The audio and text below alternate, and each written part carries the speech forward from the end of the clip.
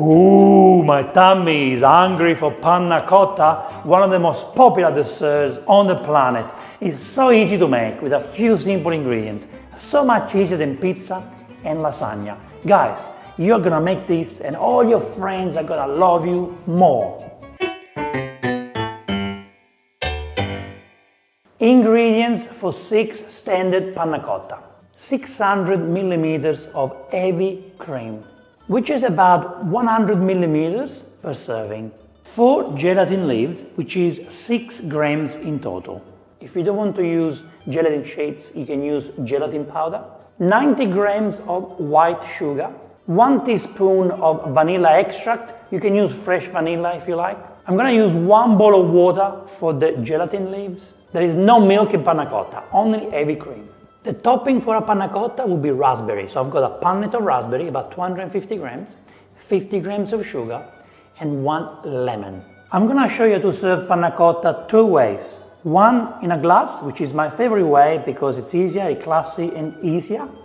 Or in a ramekin you can use, and that means we're gonna put it in this, and then when we serve, we have to put it upside down and get the panna cotta come out. That's normally what restaurants do.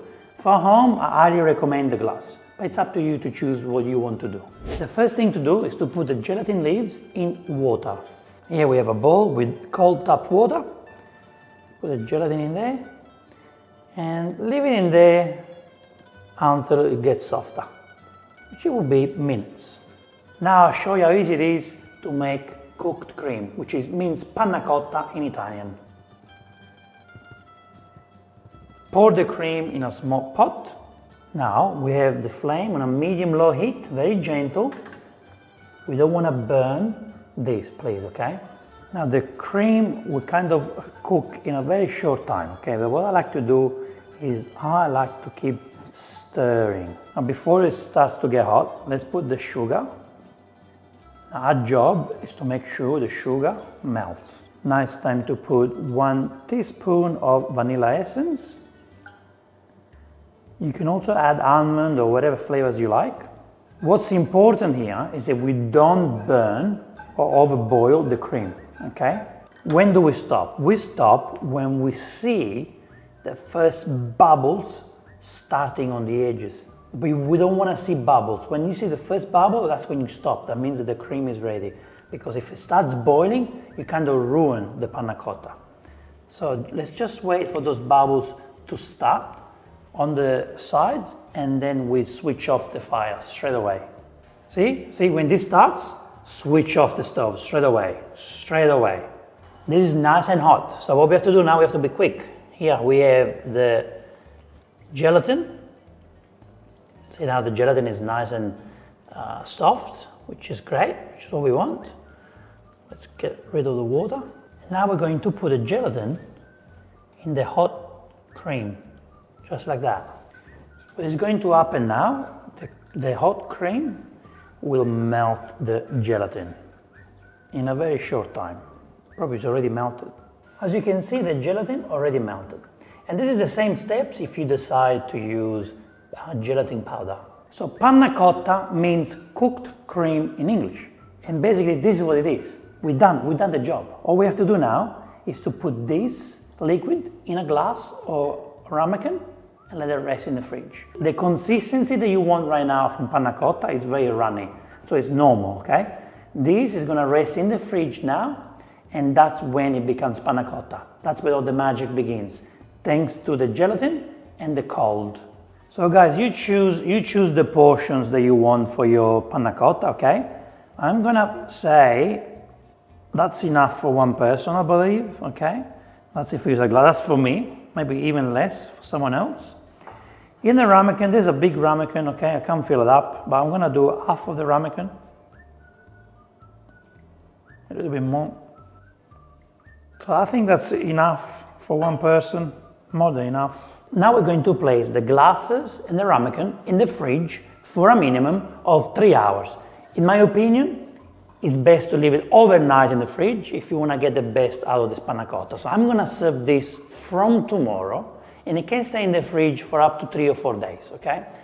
But you can make it on the same day, but you can make it in the morning for the evening. That's easy. When I have friends coming over for dinner, what I like to do is to use shot glasses. And I do shot glasses of panna cotta, and maybe I will serve other desserts as well. So instead of doing a big portions like this, I do little ones. It's up to you, you can play with this. Let's make raspberry coulis for the panna cotta, probably my favorite way to serve panna cotta. Here I've got the raspberries going in a little pot.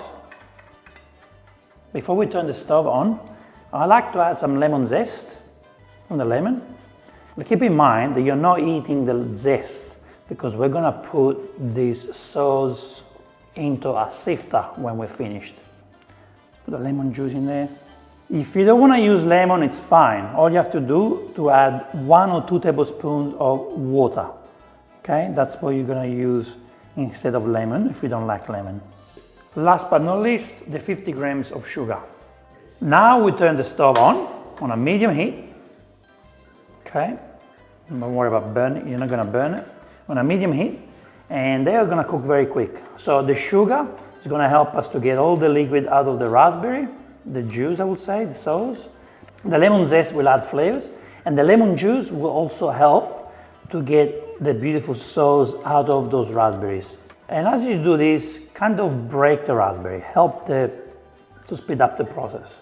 You can do the same thing with strawberries, with blueberries, blackberries, figs, whatever you want to use.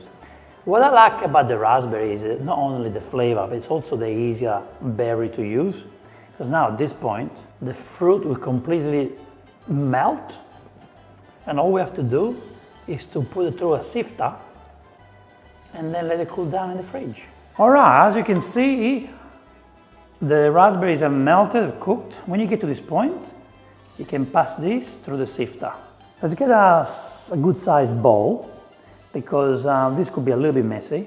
What we're gonna do, we'll get the sifter, and we want to put the sauce right in there. Now with the spatula, push it down. Just like that, until you get all the coulis out. You want the raspberry coulis to go through the sifter, but not the seeds. The seeds should stay in there. Squeeze all the juice out, the sauce. You want all the sauce to come out, okay? And whatever is left here, this is gold, all right? Can you see we have the thicker sauce and the more liquid? So let's mix it together so we get a better consistency. Now we're going to transfer the sauce in my beloved pouring mug. Nice. Beautiful. Now I'm gonna put this in the fridge so it cools down, and I will take it out of the fridge when the panna cotta is ready. So it could be in 3 hours, or tomorrow, or the day after tomorrow, up to you. Now guys, a restaurant will never be able to serve this because you can't do it in a restaurant, okay? So you serve it with the coulis. To be honest, these taste delicious. Beautiful and sweet. Yes, the seeds go through your teeth, but it's beautiful. Now, if you're not gonna serve this with a panna cotta, what you can do, you can freeze it and use it when you make a smoothie or something. How easy is that? It's been 3 hours, and this is how the panna cotta looks like. Look, panna cotta in the glass. You can go upside down, and it's not moving. When the gelatin is done, it made the panna cotta nice and hard. So now it's not going anywhere. It's hard, but not hard. It's jelly. We also have the panna cotta from the Ramekin, and it's the same. So it's not going anywhere. But this is a little bit tricky because we have to get the panna cotta out of the Ramekin and place it on the plate so we can do a nice presentation like a restaurant. This is a raspberry coulis. They kind of thicken up a little bit. Not quite like a jam, but something between a jam and a juice. We're gonna get a glass and we're gonna pour the raspberry right on top. Just like that. Don't go crazy, just need to have enough. Move it around. Perfect. Look at that. All you need now is pecorino cheese. No. I got some nice mint from my garden. So I'm gonna put the mint in the glass, just like that. Go all the way in. Presentation.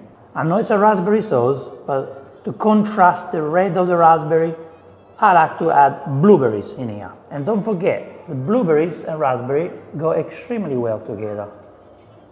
They're the perfect couple. And here we go. Ladies and gentlemen, that's how you make panna cotta with raspberry coulis.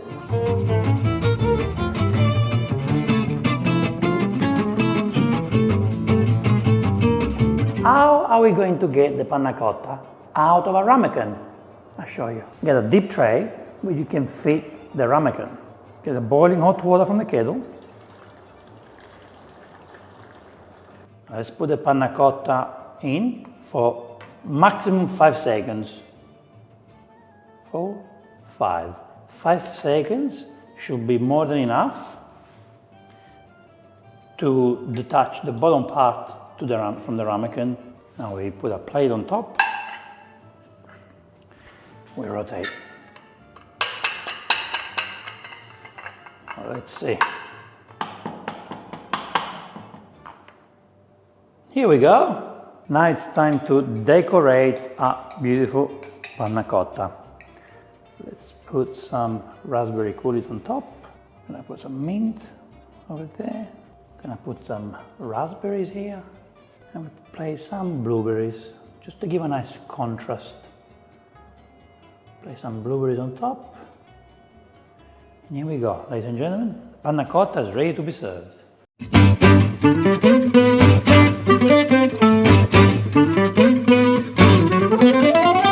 Okay, now it's time to eat the panna cotta. Just want to show you how the panna cotta should look like, okay? This has been in the fridge overnight, and when you cut it, look at that, you got a beautiful, moist cream, a little bit firm, but moist at the same time. Look how beautiful this is. This should melt in my mouth. So creamy, but dense at the same time. The beautiful raspberry coulis adds lots of flavors. Let's have a look at the one in the glass instead. Okay, the one in the glass, look. Same thing happened. It's nice and creamy. But to be honest, I prefer the one in the glass. Look what happens in the glass. Look what happens. When you have the one in the glass, you have the raspberry coulis covering completely. So every time you have a bite, the raspberry coulis covers the panna cotta, which is what I want.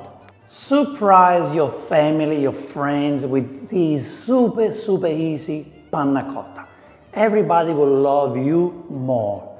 Thank you so much for watching this video. I will see you on the next Vincenzo's Plate recipe. E ora si mangia Vincenzo's Plate panna cotta.